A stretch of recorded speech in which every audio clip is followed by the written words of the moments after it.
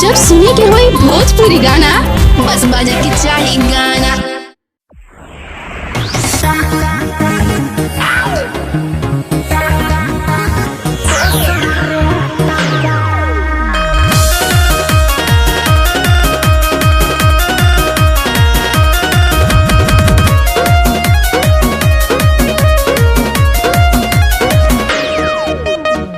जवानी तहर से लागल हो कि न करे लागल बोलो भावा चालू बाटे के तने लोग के तेल लागल।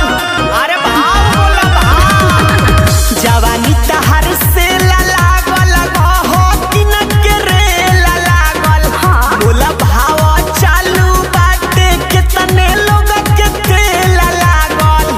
कितना खर्चा देखे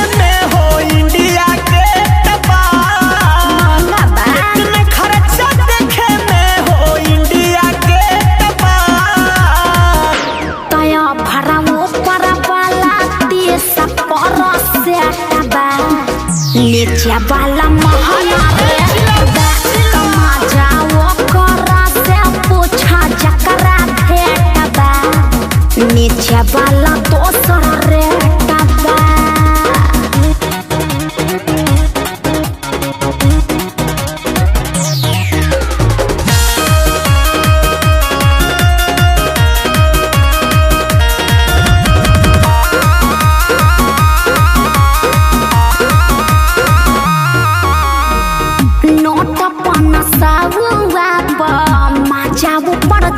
पर मिले ललके 2000 मौका तनी फाफर मिले का विचार बार सब मिली। कितना चाही मुंह खोला हो ये हो जान भाव बोला हो सब बताओ तने धन से बदन भरल बा हाथ डाली भीतर टोला हो सबर करा 24 कैरेट बा सोना जस जवानी है 24 कैरेट बा।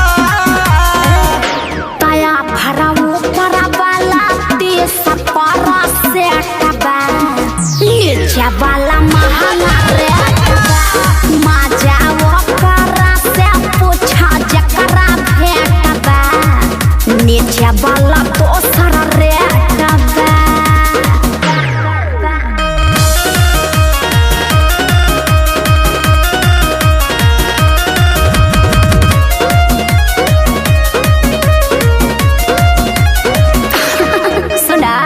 जतना लोग देखले बाड़े हम क्या महफिल में सूरत हमारा धौसल बाटे सभा का हो दिल में। तू ऐसन चीज हवे बाड़ू तब का चीज तोहर सुपर लागता नीचे औरी ऊपर लागता।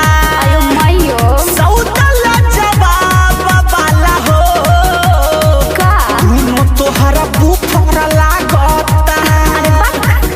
गोलू भी सुन पूरी कहे अब काले टबा गोलू भी सुन पूरी कहे अब काले टबा। तया भराऊ पर वाला 30 पर सेटबा नीचे वाला महंगा रेटबा मजाओ करा से पूछा जकरा भेटबा नीचे वाला दोसर रेटबा। अरे बाप इतनी सुंदर हूँ मैं क्या करूँ।